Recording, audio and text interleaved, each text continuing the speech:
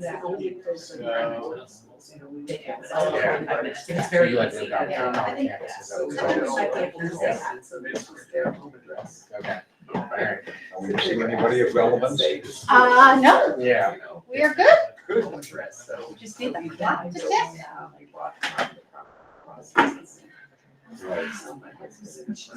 It just did. There you go. Ladies and gentlemen, the meeting is called to order.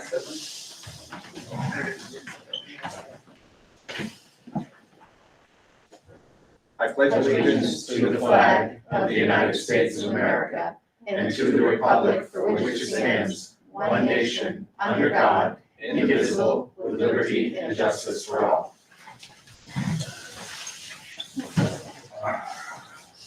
As far as participation, we have Mr. Hanson doing the selectman thing in Center Harbor. Yes. And Mr. Twaddell on the big screen. Hello, you can't see me waving. We are now open for public input if anybody wants to do that. Record roll. I think we've got that. We're good. Oh my God, itemized the pledge. You said no public comments at this time, Mark? I don't have any online at this time. Okay. Chair would entertain a motion to approve the minutes of the August 13th, 2024 regular school board meeting. So moved. Thank you, I'll second it. thank you. Any discussion? I'm sure all of you read through it.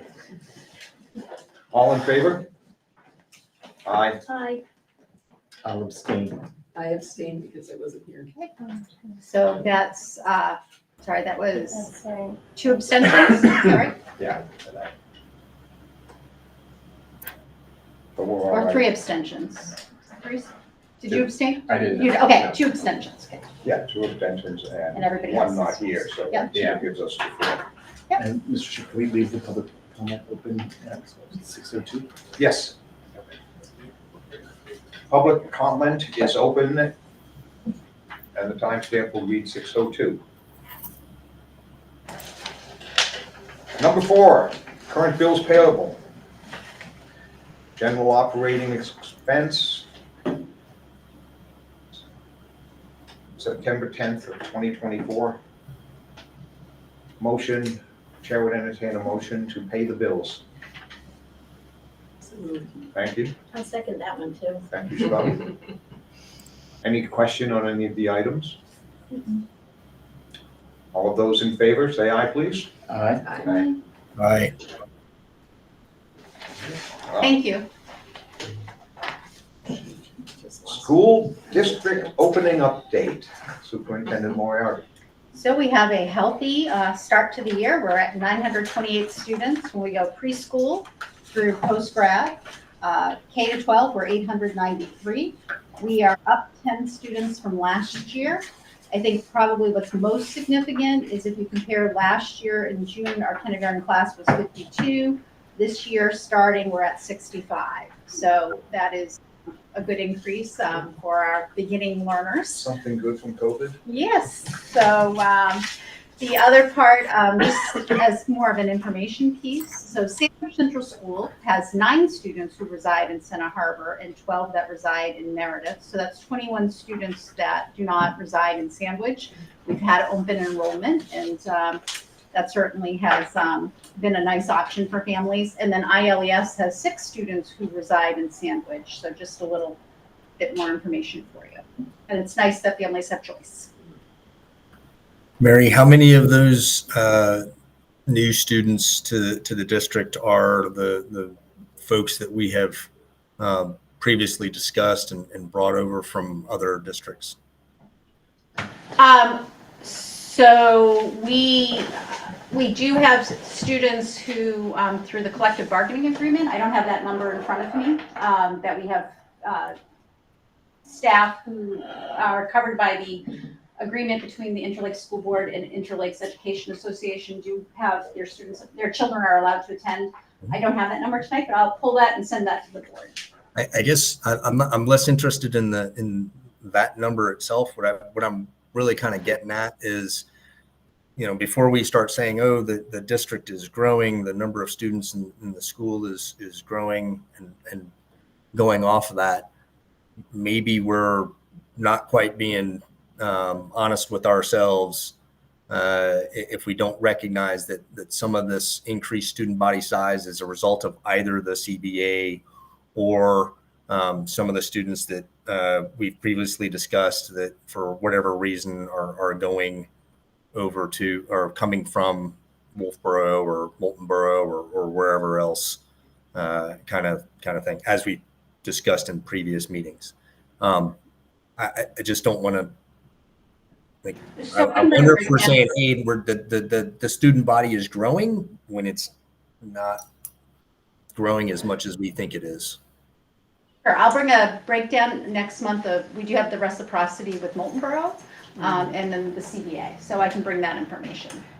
Weren't the numbers of teachers and staff who live out of district and bring their kids in, weren't they haven't they been We've been pretty steady with that, That's what I thought, yeah. and I'll have to look at our, with Moultonboro, Yeah. that's been fairly, the board had approved, but that individual did not choose to come here, so the board had approved for another district, but that individual is not attending. So The other, thought there was one in Ashland as well. That individual's not attending, and Okay, that so- just getting student specific, so I want to be cautious. Yep. Mhm. I'm just talking about them. All I'm saying is is the growth really what we think it is, or maybe we're getting a little ahead of ourselves? Happy to break it down further. my only comment, Ed, is that I'm a numbers guy. I've watched these now for almost 12 years. And once in a while, you go back in 2021, we had 49 students homeschool. And that was certainly a And result of that's the- down to 19 now. So those kind of impacts come into bear as well. And those homeschool numbers are residents of the Interlake School District. Mary, when you and I talked, I am now looking at new business, item 7, unless anybody has any questions on the previous. And we're pushing this out. Catch up with you. So you are on, 7. no, I'm actually on number 6. There is reports, school district opening. To give an update on how our opening went. Please. That's okay? Yes. So maybe first, we will start with our student representative to give a report as to how things are going from the student representative side. Yeah, so just started back up. Soon, the Laker Bucks are gonna attend the Wicked STEM, which is a New England STEM Expo. That'll be September 21st. Also homecoming, that's coming up soon, so started planning for that. Classes are working on fundraising. Student council is planning events, and that'll be from September 30th to October 5th. Finding Nemo auditions started yesterday. The program is in need of more students to fill a variety of roles. And fall sports are well underway, and we've had a very successful 2 weeks of competition so far. So we have finished today with day 6 of school, day 9 for staff. Athletics has been going since about the second week of August. So we are definitely underway. I do have, if you look at your attachment, we have kind of what we call a one-pager that we have had each year to really try to frame our year as a school district. One, we are framed with competencies, learning goals, and proficiency skills. We have those in place. We have our design principles, which discusses competency-based learning. We have our progression of instruction that we utilize with staff on helping students meet with proficiency. The other thing that we do that the board may not be aware of, but this is an annual tradition, we do have a staff member makes a call to a family to welcome them to the new school year. It's a great time to talk about what are hopes and dreams that families may have. We feel it's important to start the year off with that opportunity for a positive connection. You see our performance goals. Next month, I'm hopeful that we will have all of our data pieces back from the Department of Ed and in place to be able to report out to you where we are relative to our performance goals that we've had in place last year and going into this year. The state accountability continues to go up each year. We'll be able to bring that information in October. Our focus areas that we have identified to work on this year are foster and strengthen relationships. That's with all stakeholders. Enhance special education and 504 implementation. So beyond meeting our legal obligations for special education and 504, we're striving for excellence in their implementation to support student success. Prioritize daily safety, adopt a proactive approach to daily safety through vigilant and consistent student supervision. This is just an opportunity we do a great deal of emergency planning, and it's an opportunity just to take a moment and refocus on really those daily opportunities we have for supervision, which really allow us to be proactive and prevent issues that might arise. Explore artificial intelligence integration. Artificial intelligence is here, and we need to figure out how it fits into our practice. And then contribute to the strategic vision. We will be working on our strategic plan. Last year that we know that got put on hold so that we could address other issues. One of the things that as a next step related to the strategic vision is we have contracted with New Hampshire Listens to help support us with relationships this year. And they will be helping us to have listening sessions throughout our schools and communities so that we can hear from our stakeholders and families about what we may do well in areas that would be of growth for us. So this is an opportunity to dig into that. So those are kind of our big framework for the year. Some other things, just so that you're aware, our opening time, we focused on building and strengthening relationships. Lisa Holliday, our Director of Student Services, did professional learning in the area of special education and 504 requirements for all staff that are educational. We worked on, in each building, active supervision of students, and also Erica Papalardo, our curriculum coordinator, did some data diving, which is really digging into our learning data. So that's how we framed our year, starting off by not only indicating that these were important, but providing time to work on those areas. From a staffing standpoint, we are a speech and language pathologist. We have not been able to hire, so we have a what I would call it's a hybrid model. We will have an online speech pathologist for our middle high with in-person support. It's certainly not the ideal, but it is the option that we have before us right now. We are continuing to advertise. I have no doubt that probably for next year we'll be able to hire. I think our salary schedule is strong enough that we'll attract somebody who's under contract with another district right now, will probably migrate, would be my suspicion. But right now there is a national shortage, statewide shortage, and a local shortage for speech pathologists. It's a good field to go into, so I put that out there. But we are, Mrs. Holliday has reached out with families about this need to have this model in place, and we are trying to work and support families through this transition. In addition, we have 4 custodial openings district-wide. For paraeducators, we have 2 paraeducators we still need at Interlakes Elementary School. That's 2 out of 37. Sandwich Central School is fully staffed. Interlakes Middle High School has 4 openings for paraeducators out of 29. So we are still in need of 6 paraeducators throughout the district. And Excuse me, what about speech pathology for the elementary school? so we're in fine shape. Oh, good. So it was late vacancy, and that person was scheduled at the middle high. Transportation, our transition from 13 bus routes to 11 has gone reasonably well to date. I mean, there's been a few hiccups along the way, but nothing too out of what we would expect.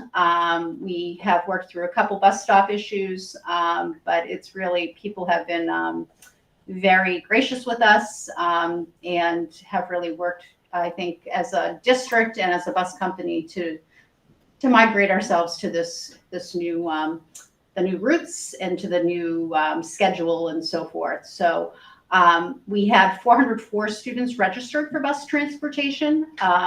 In October, we will bring actual ridership. Registrations don't always match ridership. Also at that time, we'll bring how long each of the routes are typically. Right now, we're still just too early in to give you any data that is helpful at this point. Food service, the transition to Whitson's Fresh Picks has been very positive. Our opening, we had them provide staff catering for our beginning days. That went very smoothly. Billing was very smoothly with it. I think you had that on tonight's manifest, which was a nice quick turnaround.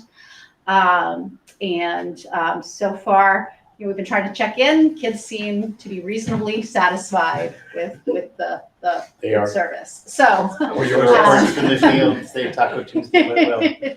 So we are two big things: transportation and food service. Two major transitions. Thank you to Mrs. Dolliff, who's been leading all of that. So, and thank you to our principals who have been exceptional, making sure both of those areas go smoothly. So that is where we are, day 6 of school. And our principals have updates as well. So they each, I don't know if they'd like to. I'll go first. So I think, Mary alluded to the fact, Sandwich Central School is starting with 85 students this year. I don't think in my 14 years, I've seen 85 students. I could be wrong, but it's close. I don't think, so that's exciting. 16 new students and 3 new paraeducators, so 19 new faces in that little school. Again, I feel like that's really exciting and it's positive, and they all seem to be doing great. Everything went very smooth operationally. I'm proud of the start and do want to recognize the efforts of the staff and the families for making the first week of school go as smoothly as it did, because it really did go well. Right now, classrooms are building community. They're modeling procedures, crafting expectations so that they can be successful. That's all part of our responsive classroom philosophy. This week, I did start to see the shift into more of the core academics, and teachers have begun working through the fall assessment cycle. So starting to use some of the informal assessments that we use to see where the elementary school kids are starting their year. Upper multi-age was out on the fairgrounds with Squam Lake Science Center looking for hawks. I think they did see some hawks, some turkey vultures, so that's exciting. Science Center brought in a gold broadwing hawk to the school the other day, so that was fun. We've got a lot of kids in grades K through 6 playing soccer with Sandwich Parks and Rec, and we do have 6th graders that are playing both Sandwich Parks and Rec and middle high school, and at least one student playing volleyball on the middle school team, which is great. We have open house on the 26th. We're looking forward to that, and before you know it, Sandwich Fair will be here. We're planning on parking cars again. We will participate in the school display, and there is talk of student council maybe reviving the float in the parade, which I know is becoming higher and higher demand in downtown Sandwich. So we're going to try. I want to just express a little bit of gratitude, things that I think have gone exceptionally well. Lucy Cunningham in the front office. This is Lucy's second start, and I think we always forget how much of a tidal wave of information comes at the school secretary at the beginning of the year, and she has handled it exceptionally well, staying on top of the information and the communication and keeping me in the loop on the stuff that Mr. Swanker and his team right down to the wire, getting the HVAC project buttoned up. They did a nice renovation in the multi-purpose room. So I just want to thank him and his team for getting the school put together and back in good shape. and Mrs. Dolph, Superintendent Moriarty, and Pam at First Student. The bus stop that we now have that goes, or the bus route that now goes down to the Meredith campus, I think this is a huge win for Sandwich Central School. I think it opens up access to things that kids and families maybe didn't have, whether it's sports or in the future drama. I think it's amazing, and I was working with Pam the other day to see if we could get a kid where the kid needed to go for soccer practice, and she was no problem. Where do you want it? Wow. And so I'm appreciative of that, and I think it's a big step forward for not only Sandwich but for our school district. So thank you. Can I answer any questions? I actually did have a question around the bus piece. I was gonna ask, so the bus for the Center Harbor kids in Meredith now goes from school into Meredith, like after school? So the Route 12 bus, which normally in the past would have just stopped at Center Harbor Fire Station, Yeah, okay. essentially parents can call in, and we have right now 3 choices: the high school, Yeah. the elementary school, or Prescott Park. And so each day I go out to the Route 12 driver and I say, this kid's going to the high school, this kid's going to Prescott Park, these 2 kids are going to ILSD. Okay, And the bus driver's been great, and it's gone so really smooth so far. And it's part of our route buses, so they're just continuing down.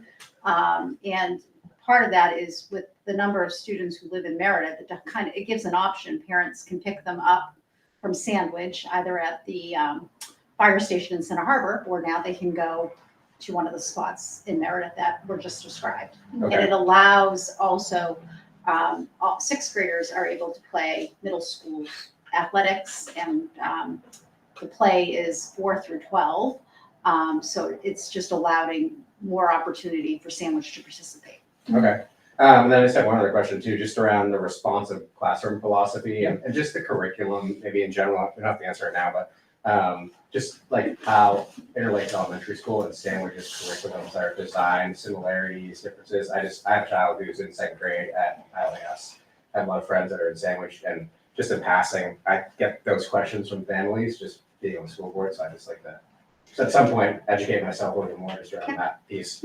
And I would be happy to, I can give you the responsive classroom, is a classroom management philosophy that is grounded in practice, modeling, and language, how teachers interact with kids, and how we teach kids, the process of school, and then how we respond when kids need, that intervention or need that response. So responsive classroom has been in our elementary schools for a long time now. We have a lot of trained staff that have gone through at least level 1, which is like a 4-day intensive training. That's kind of the short overview. Okay. I'm happy to give you a call and give you more detail. Perfect, appreciate And it. it might be helpful, maybe it's something we need to do for families. So that's some feedback. If you're getting questions, we may want to think about how we help communicate to families what responsive classroom is. Okay, perfect. Thank you. Appreciate it. So, All right, so, I think we had a really great start, and I have to say that that's with much thanks to all of the staff at ILES. I mean, they know how to start the school year there and kind of get things going. As you all know, I'm new, but just to frame it all out, right?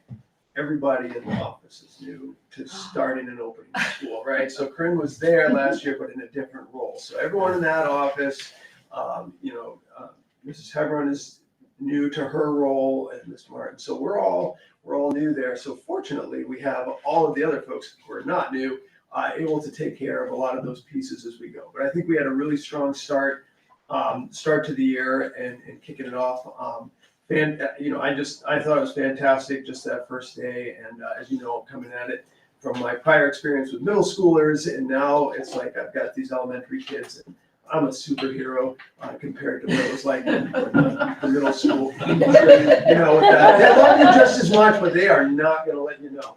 So anyway, that's a personal enjoyment for me. My favorite part of the day so far is just that morning piece as we go forward.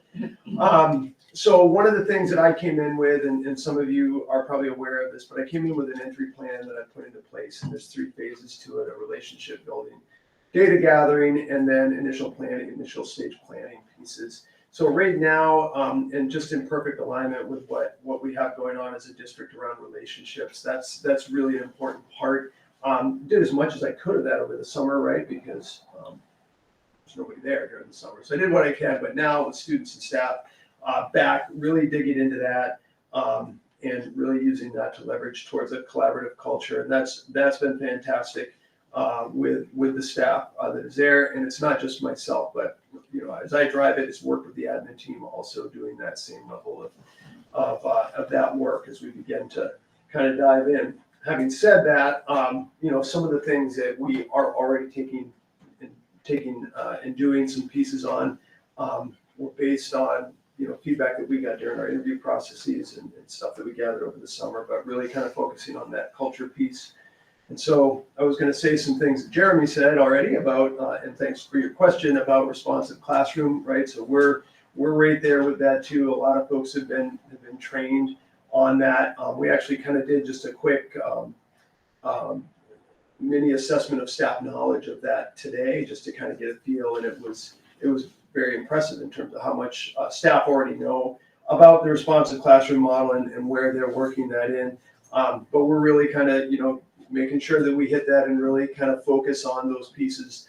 A lot of it's that go slow to go fast piece is as Mr. Hilbert said, it's this week you're starting to see more of those curricular pieces come in, but at the same time it's being tied to learning objectives that staff have around procedures and practices within their classroom. It's really helping kids know what to do, how to do it to be successful, right? So over the weekend, somebody shared with me a little tidbit about kindergartens. They said, well, at the beginning of the year, you're really working with them just to understand school. But when you're harvesting pumpkins, now they're ready to start.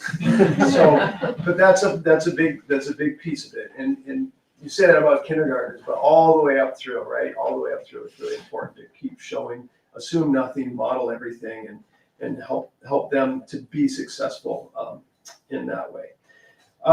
So yeah, launching in. So we did the other part that we went after was the schedule with the goal of trying to maximize the amount of instructional minutes. I mean, we kind of have a hard beginning and hard stop. That's the school day. But within there, how can we work really well with the schedule? We really kind of dove in on that, and I think we squeezed as many minutes that we can from that by limiting transitions and limiting disruption pieces, and putting that in there. So we've kind of really gone after that. And as a bonus, we have morning recess, and that's been a really wonderful addition that we've been able to put in. And I don't want to say that's just about the schedule. I mean, the contract with the new contract with the pair is also very helpful in doing that in terms of supervision and that piece. But we're able to do that. So in the mornings, kids, the buses are dropped off out back. They go right out to the playground. They're at the playground right there, and then students being dropped off, they go through the building. If there's students that want breakfast, we're having breakfast in the multi-purpose room that's there, but kids have access to morning recess. So they get some activity before they get their day going, and that's been going wonderful. It's been smooth, and we're getting good feedback from kids and staff on having that. And then also on that end is the whole new traffic pattern, which you may have seen in the wonderful paving that's down there. But that's all going smoothly, and big thanks to Mr. Swanker for getting that all set up. Because everyone said it was going to be pick up, drop off, and it's good. It's been really good, and we aren't backing up to 25 that I'm aware of anyway, and we're right in there. I don't think we're even backing up into your parking lot at this point in time. So that's off, and so happy to take any questions that you might have. And Mr. Boucher, you were trained in responsive classroom in July. I was, that's right, 4 day, it's a 4-day piece, so, yep.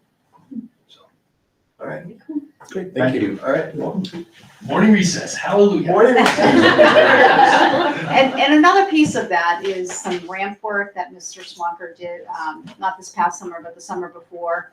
That and the changes to Laker Lane actually contribute to being able to create that opportunity. It is significantly better. They're having dropped off kids, and my child does not take the bus, so I'm dropping her off quite a bit. It is significantly better. 25D out of our control. That is every 25. It is what it is. But the school operation, it's leaps and bounds compared to last year. I agree. And yeah, last year we were late I think over 20 times, and it was that stretch on 25. We would be like 10 minutes, before 8, but we wouldn't get there Yeah. until like after 8:15. And then the whole school was backed up, like the high school, which you don't see right now either. Yeah, so it's much better. Yeah, so I'll echo that we had, I feel, a very strong and smooth opening this year. Even with the bus changes, the traffic patterns, all of that, the parents and the bus drivers and the kids caught on really quickly. And we have just seen the time that everything is arriving getting closer and closer to our target time. So I think that's been great. And it has certainly decreased traffic issues that we've noticed in our parking lot. My worries with student drivers and young people with licenses and combating buses, and we put some things in place so that everybody would stay safe, and that's been a great week in that regard. Our building looks incredible. The week before we started school, not the week before, the Friday before I had staff back in the building, I left my office and, there's still open ceiling, floors unwaxed, and came in Monday and could not believe the transformation that building went over in a weekend and was ready for staff. So a huge shout out, obviously, to Brian and all of our incredible custodial staff. They worked so hard and the building looks incredible. I'd like to thank ILEA for helping us last week while we were navigating what the bus situation was going to look like. Allowed us to extend our school day by 4 minutes all 4 days last week, just so we didn't have to deal with a huge group of students waiting for the bus. So we're very grateful for that. It allowed us to kind of work out some of the kinks, and now we're getting students out of our courtyard pretty quickly. So I just wanted to say that we very much appreciated that flexibility last week. We spent some time in class meetings for all of our grades 7 through 12. So myself, Mr. Femia, the guidance counselors, and all of the big resources within the building, we meet with each of the classes, and we really just go over basic things. And obviously those topics change a little bit class to class. My seniors were dealing with a lot of expectations with senior privileges and a lot of the freedoms and laxities that come with that age group. And then of course dealing with going all the way down to our 7th and 8th graders and introducing them to a lot of our procedures in the building, going over our safety drills, familiarizing them with sounds and sights of what that stuff's going to look like. So we completed those meetings. Actually, yes, is today Tuesday? Yesterday with our 7th and 8th grade. Tomorrow we're going to host a whole school assembly titled Character Matters, kind of just hoping to start off the school year with a positive message to all of our students. So our 7 through 11 students are going to have that assembly tomorrow during office hours. And the man, his name is Mark Lineweaver, and he's kind of a big wig in the sports community. He was a sports agent. He does motivational speaking. He talks a lot about character, social media, its impact on communities, volunteerism, being a part of community, and what it means to be a bigger part of the community. Last year, he toured quite a few schools in New England, and Mrs. Dumais went down and vetted him at Souhegan and said that she thought it would be a nice message for our students. So he'll be joining us tomorrow. And then in April, as I've shared before, we have a really big event happening for the middle high school with the decennial visit happening for MEASC, which is the accreditation, is the body that deals with accreditation for schools in New England. And our PAC, or our Principals Advisory Council, has met twice already as a group and already started kind of working on preparations for that visit in April, because it takes months to get everything aligned and get schedules correct. And we actually have a meeting with that crew next week to talk with them about that visit. So we're marching on with our business. Thank you. Question, Mary, where are we on the HVAC project? Is that So, really close to complete? yes, so September 30th, ESSER funds come to a close. So we are winding down the HVAC project. So we are absolutely within the timeline. But there is some, work still to be done the rest of this month. That's a massive project. It is. And in October, I think what we'll try to do is have Mr. Swanker come and give you an update of all the things that happened this summer. Today's not a good day for that because he's still working on the HVAC. So I think in October, we might be in a better position to just give you a sense, because there's a lot of really positive things that happened on our campuses. Harvesting pumpkins. Yes, harvesting pumpkins. Charlie wanted me to emphasize on his behalf how much he really enjoyed the opening session that he and I participated in. I, in particular, really loved his speech, but it was lovely, like tone and seeing all the new staff and faculty be highlighted was really great. So thank you for inviting us. Thank you for coming. And the lights stayed on the whole time. I know, we had lights. Any other questions or comments? Moving on to new business. So there's a donation. This is from the DeFrank Family Charitable Fund in the amount of $1,000 for the after prom party, student activity club. Hard to believe. We start right off planning. Hey, can't start early enough.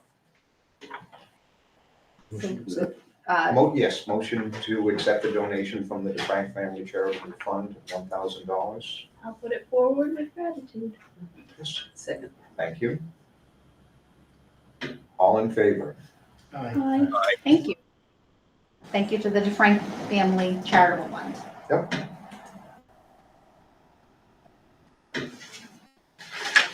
So it's policy time? Yes, and I'm wondering if it might be helpful, some of the policies are review, so there's really no, they can be pulled out more as a review, rather than as a first reading. And a review allows us to put a, new date on it. I just see some have some pretty old dates, so, maybe I could go through them one at a time, and maybe the reviewed ones, then can be kind of skimmed Okay. off your motion, and maybe can you keep track, Mrs. Dollar? Yes.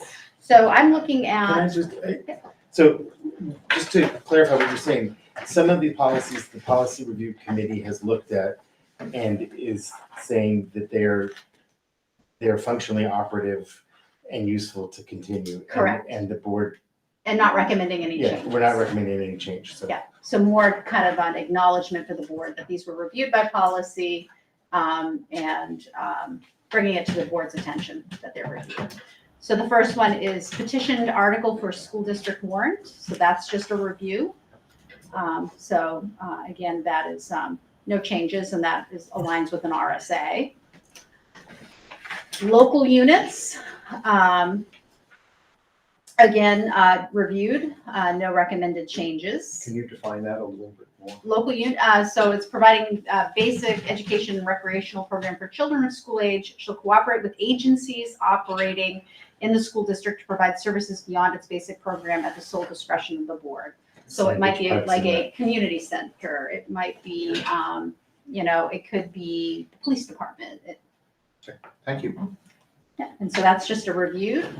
I'm gonna jump to the next reviewed one, which is function and responsibilities of a board chair. So we did go through that, and no recommendations of changes. Hosting of subcommittee meetings, same thing, no recommended changes. The next one is allowability, which is DAF-1. This is related to requirements related to grant funds. And so these come from the New Hampshire School Boards Association based on conversations they've had with the Department of Education. So there are no recommended changes there. We skip to the next one is DAF-4, which is procurement, additional provisions pertinent to food service program. So again, no recommended changes. Jumping to the next one is DAF-11, subrecipient monitoring and management.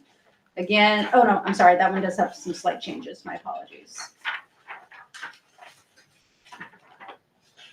Cash in school buildings, which, cash in school buildings is DM, has no recommended changes. Short-term loans, which is DQ, has no recommended changes.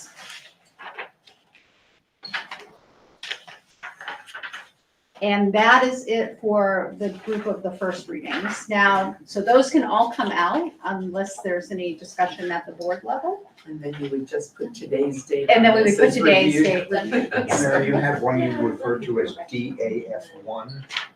Yes. My DAF started 2 and go to 11. So it's missing from the descriptions, but it is attached. That does sound familiar. It Oh, is an okay, it should, attachment. it's an Or was that in attachment, petty yeah. cash? I think that was in petty cash. Okay, never mind. Sorry. Okay, so those were reviewed. Maybe now it's helpful to just talk through what the first readings are. Sorry. Now you've come more modern in the sounds, like you were not in like medieval. Now We we've were got hunting like horn a. before, and now you're. Now you're like an old Now you're car. on a That's an Aruba. Next time, it's gonna be like the Jetsons, like. No, I'm not smart enough to change it. Okay, so publications, which is AK. And, So Mary, just, Yep. are these small enough changes that, I could probably, is this just a straight up first reading? this is straight up first Okay, reading. Thank you. This is the first reading. So just, do you want me to go through what the changes are? For the remaining ones? So like AK is a first reading. Yes. And all of the changes, just, the old policy had keeping a file of clippings. We no longer operate in that. Like, Little archaic. now you want to find something, you Google it. It looks like there was a number of Thumb drive. changes for. And most of the other business changes are administrator. changing from assistant superintendent to business administrator. Just So little they're pretty bitty minor little changes. Right. Oh, and that's, we were ahead of The that. only one that I would say that is probably warrants much of a conversation is the investment, and that was based on DAF. DAF is the investment. Let me just confirm. It's actually DFA, Delta Foxtrot Alpha. Forgive me. Yes, thank you. DFA is, again, in alignment with the School Boards Association policy. Same petty cash as well. We did make an adjustment of petty cash from $50 to $100. Really, that's just the cost of things have gone up. Indoor air quality, which is EBBD. We've added in the water quality and access, and that's based on New Hampshire School Board Association as well as what we're required to do by law. Emergency care and first aid, we no longer offer student accident insurance. That's something that was from long ago, so that's been removed. The other thing, I think probably most significant is JLC, Student Health Services and School Nurses. So I did meet with school nurses, and we thought it would be helpful to add to this policy the purpose of school nursing services. The purpose of nursing services in schools is to triage medical situations. School nursing services are not designed to be health clinics and/or clinicians' offices. School nurses must use appropriate judgment when presented with a health matter to determine the severity of the situation, whether immediate action is required, and whether the matter should be communicated to the student's parents, guardians, so that they may consult with their healthcare provider. So that is all of kind of the first readings, a very quick run through. And now we jump to second reading. So I think if you want to make a motion. We actually have a couple of questions and couple of recommendations for those first readings. For AK, Alpha Kilo, my question is who currently reviews publications before they're authorized for distribution? My recommendation is establish somebody to review publications before they're released out into the wild. Otherwise, yes, it says, hey, the person that wrote it is responsible for it, but that doesn't prevent any damage from occurring before it's, if it's already released. It's retroactive kind of thing. For DAF6, that talks about the inventory and management of property. For future discussion, I'd be interested in how is that inventory currently managed? How much property does the district currently own that falls under this policy? And I think it's, federal purchased with federal funds is how I understood. How often and how often is that reviewed by the board? My recommendation is establish a twice annual, once annual, whatever review of that by the board. And my final question is how do we get rid of, turn in, dispose of property that is beyond its life cycle or no longer useful that has been purchased by federal funds? Obviously, there's got to be some level of accountability. I don't know how that's done. My recommendation is establish a procedure to do that. Maybe it already exists. Moving on. So if you don't mind, I'll just read through all of these just so we're not going back and forth and talking over each other over the mic, so on and so forth. For DAF7 travel, maybe I missed it in reading the policy. Who approves travel beforehand so that we don't, and maybe I'm just that guy, maybe I'm a suspicious individual, but someone says, oh, hey, here's my bill for mileage and hotel and so on and so forth. And maybe it wasn't necessarily the best use of funds. So again, as we, talk a little bit about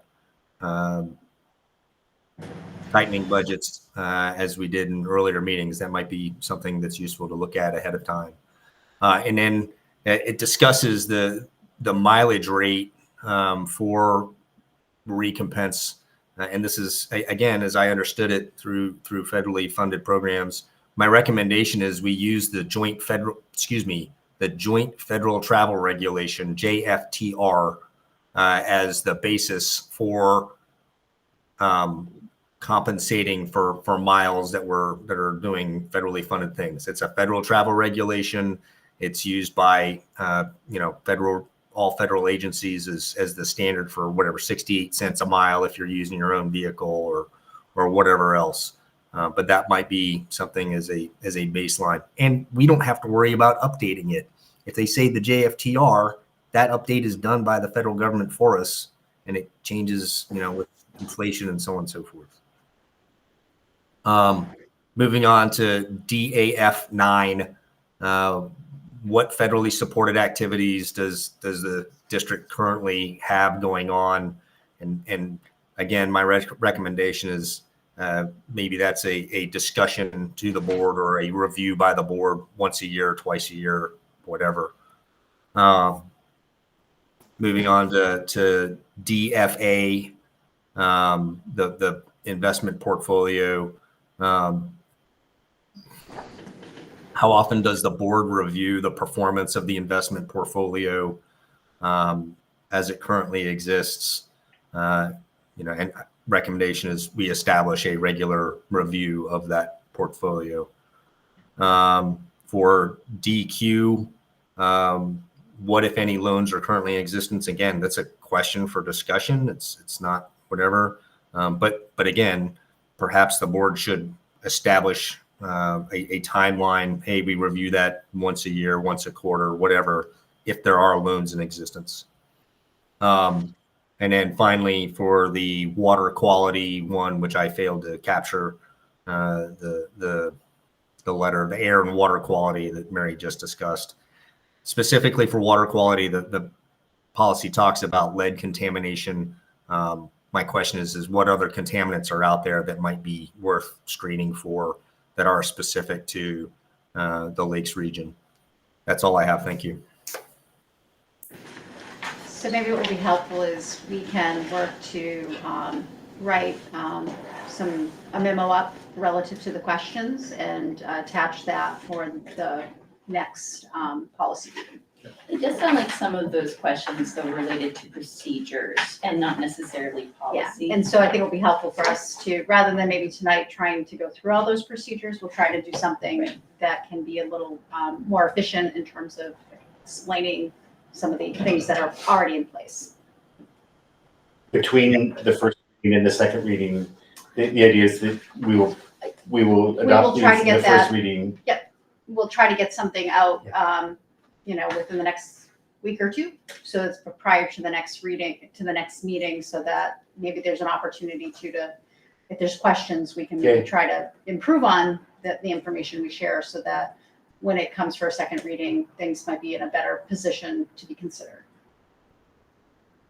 So are we not looking at a motion for this? So group? I would respectfully request that maybe you would consider making the first reading with the idea we will bring back information. Certainly the second reading, things could be adjusted or returned to policy at that point too. Yeah, But it might be helpful to keep it moving. I think that's the process of first reading and second reading as I see it, and I think this is within that. I'm comfortable making a motion or having a motion made. I second Duncan's motion. That's fine. I agreed. This Make is it first. a first reading. I move that the policies as presented in the agenda are adopted for first reading. I second. Any discussion? All in favor? Aye. Aye. Thank you. Second readings. So maybe I can hop in here as well. So the student transportation services, that one has changes. The transporting students, I think we had carried it through a first reading, but it had no changes. So that one's really a review. So it's listed as 6152, transporting students. There were no changes to that. So I think if you want to pull that out and we'll put that with a review date, that would be, I think, helpful. I'm complete with that. So I would move to adopt as the second reading the EEA student transportation services as presented in the agenda. I'll second it. And now discussion. I didn't hear you, Siobhan. Did you second? Mhm. Oh, thank you. Oh, sorry. Any discussion? All those in favor? Aye. Thank you. Correspondence, members of the board, administrators. Nary a thing. I'm sorry? No, I thought I heard Mary. Oh, sorry, no, I said nary a thing. So, Mr. Parsons, do we have any public comment? I'm seeing none. And then 6:52. Closing public content. Are we moving into non-public? I have no non-public this evening for the board. All right. Golly. Any announcements? Superintendent Walker. Your next meeting is October 8th at 6 p.m. That's right. Pumpkins might be coming in. Chair would entertain a motion to adjourn.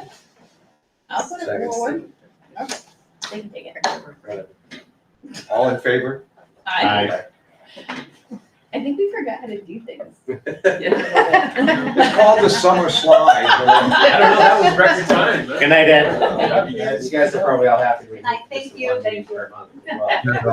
Next month. Hi. Airplanes and mountains, I think. Same nice. Yeah, I didn't quite hear what you said. Birds. I like the combo though. We didn't hear you, Ed. We were just saying good night. Bye, Ed. Kayla, thank you. So speaking of learning how to do, I was on this thing for probably, I clicked onto the enrollment report, and then there was something at the bottom that said swipe up to return home. I'm back to the home screen again. Oh. So I was like 5 minutes